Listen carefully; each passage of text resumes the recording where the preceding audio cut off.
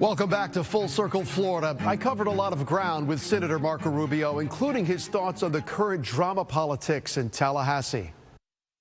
The Florida Surgeon General, Joseph Ladapo, announced that he's recommending that children not get vaccinated, healthy children not get vaccinated, or they don't need to. Do you agree with that?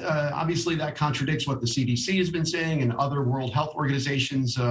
And I think as a parent, you just want some sort of consensus, and you don't want politics when it comes to, health decisions.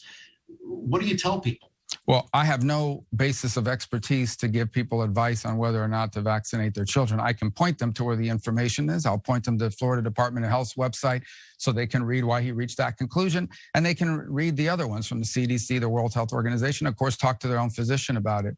I can say this, though, we know that if COVID behaved in the general population the way it behaves among children, we would not have shut down our economy or our country. It is clearly children and younger people do much better with COVID. In many cases, just from anecdotal and personal experience, they don't even exhibit symptoms of it when they get it, including Omicron in the last wave.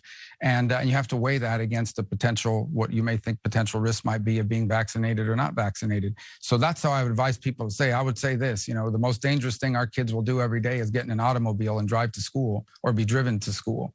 So and that's certainly true in comparison to COVID. But I think everyone has to make their own decision based on whatever expert advice they rely on. But what they don't need is the government forcing them to do it one way or the other. You've served in the Florida legislature for several years. You know how it can be, especially in the waning days when you're trying to get everything done. This year has been particularly dramatic when it comes to the cultural politics at play in Tallahassee. What is your view on the so-called Don't Say Gay bill? Is this piece of legislation that you've seen play out here in your home state, is it urgently needed, or is this a case of purely political theater and politics being injected into the classroom? How do you view this and sort it out?